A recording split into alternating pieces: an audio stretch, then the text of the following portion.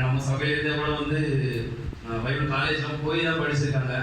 ஆனால் நம்மளை தேடி ஒரு பைபிள் ஸ்கூல் வந்து நம்மளை தேடி வந்துருக்குதுன்னு நினைக்கும் போது ரொம்ப பெருமையாகவும் சந்தோஷமாகவும் இருக்குது. நாங்களும் வந்து பார்த்தீங்கன்னா ரொம்ப படிக்காதவங்க தான். படிக்காத எங்களுக்கும் வந்து நாங்களும் வந்து பைபிள் படிக்கலாம், எங்களாலே முடியும் அப்படின்னு சொல்லிட்டு எங்களுக்காக வந்து நிறைய விஷயங்கள் வந்து மெனக்கெட்டு நிறைய செஞ்சுருக்காங்க. உங்கள் எல்லாருக்கும் கர்த்தருடைய நாமத்தில் நான் ஸ்தோத்திரமும் நன்றியை தெரிவிச்சுக்கிறேன். விசேஷமாக வந்து நான் என்ன இதில் தெரிஞ்சுக்கிட்டேன் கற்றுக்கிட்டேன் அப்படின்னா, பைபிள் வந்து படிப்போம், தியானிப்போம், மெசேஜ் கேட்போம், இப்போ அதை நம்ம நினச்சி பார்ப்போம், அப்புறம் மறந்துடும் அப்படி தான் போவோம். மெயினாக நான் நினச்சது என்னென்னா, வசனத்தை வந்து நம்ம எழுதி பார்க்க மாட்டோம். யாருமே வசனத்தை நம்ம படிப்போம், தியானிப்போம், எல்லாமே பண்ணுவோமே தவிர எழுதி பார்க்க மாட்டோம். ஆனால் எனக்கு கர்த்தர் வந்து ஒரு பெரிய அனுகிரகத்தை கொடுத்துருக்கிறாரு. நான் இந்த ஒரு வருஷ காலமாக இந்த பங்கு பெற்ற நாளில் இருந்து இது அதிகமாக நான் எழுதும் போது நான் நினைச்சேன், திரும்ப வசனம் எழுதுற வசனமே வருது, ஏன்னா இது வந்து எழுதலாமா வேணாமான்னு நினைப்பேன். ஆனால் இது ஒரு டக்குனு வச்சுக்கணும், நீ எழுத வேண்டியதான் முழுசா நீ எழுது அப்படின்ற மாதிரி உள்ள எழுத விடாது அப்படின்ற மாதிரி.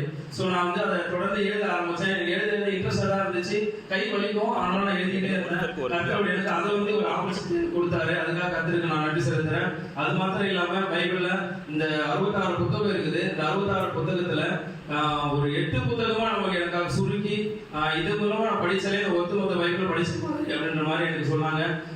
ஒவ்வொரு பகுதியும் பார்த்தீங்கன்னா ஒவ்வொரு புத்தகமும் பழைய ஏற்பாடு புத்தகம்னா என்ன, புதிய ஏற்பாடு புத்தகம்னா என்ன, பரிசுத்த ஆவியானவர்னா என்ன, அவருடைய வரங்கள்னா என்ன, சுகமாக்குதல் அப்படின்னா என்ன, தேவனுடைய பொருளாதாரம் நம்ம எப்படி ஆசீர்வாதமா இருக்கணும், ஆசீர்வாதம் என்ன, அது எப்படி நம்ம வாங்கிக்கிறது, அந்த மாதிரி சுகமாக்குதல் எப்படி நம்ம சுகம் அடைய முடியும், தேவனுடைய வார்த்தையிலிருந்து நம்ம எப்படி சுகத்தை பெற்றுக்கொள்ள முடியும், இது சில ரகசியமான வார்த்தைகள் நான் பார்த்தேன்.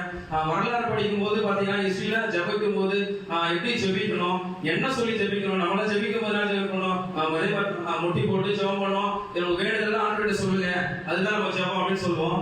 ஆனா நம்ம எப்படி நம்ம ஜெபிக்கணும் ஒரு முறை இருக்குது அப்படின்றதே பார்த்தேன். இந்த ஸ்கூல் வந்ததுக்கு அப்புறமா தான் நான் தெரிஞ்சுக்கிட்டேன்.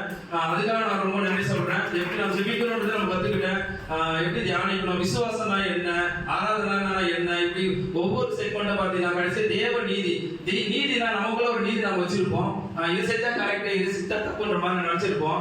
ஆனா தேவனுடைய நீதி என்ன அப்படிங்கிறது அந்த புத்தகத்து பகுதியில் வரும்போதுதான் நம்முடைய நீதிக்கெல்லாம் அப்பாற்பட்டதுதான் தேவனுடைய நீதி அப்படின்றது நம்ம தெரிஞ்சுக்கிட்டேன். இது நம்ம நினைக்கிற நீதி எல்லாம் பார்த்தீங்கன்னா ஒரு சிறு துளி கூட இல்லை. தேவனுடைய நீதின்றது எவ்வளவு பரிசுத்தமானது, எவ்வளவு மகத்துவமானது அப்படின்றத நம்ம தெரிஞ்சுக்கிட்டேன். அதுவும் கடைசியா பார்த்தீங்கன்னா அந்த 8வது புத்தகம் எப்படி வந்து ஒரு திருச்சபைனா என்ன, ஒரு தலைமைத்துவம்னா என்ன, எப்படி நடத்துறது, நம்ம கீழே வந்து சாதாரணமா நான் விசுவாசம் உட்காந்து வசதி கேட்டு போகும்போது தெரியும். ஆனா தலைமைத்துவம்னா என்னங்கிறது அந்த தலைமையில இருக்கிற எல்லாருக்குமே அவங்க எவ்வளவு கஷ்டப்படுறாங்க, அது எப்படி அவங்க மெயின்டைன் பண்றாங்கன்றதெல்லாம் வந்து தலைமைத்துவத்தை நான் பார்க்கும்போது நான் தெரிஞ்சுக்கிட்டேன். அதை படிக்கும் போது அதை எழுதும் போது நான் தெரிஞ்சுக்கிட்டேன். இப்படி பல ரகசியங்களை வந்து எனக்கு தெரிஞ்சுக்க எனக்கு கற்றுக் கொடுத்த இந்த ரெஸ்டரேஷன் இந்த ஸ்கூல் ஆஃப் மினிஸ்ட்ரிக்கு நான் என்னோட மனமார்ந்த நன்றியை நான் தெரிவிச்சுக்கிறேன்.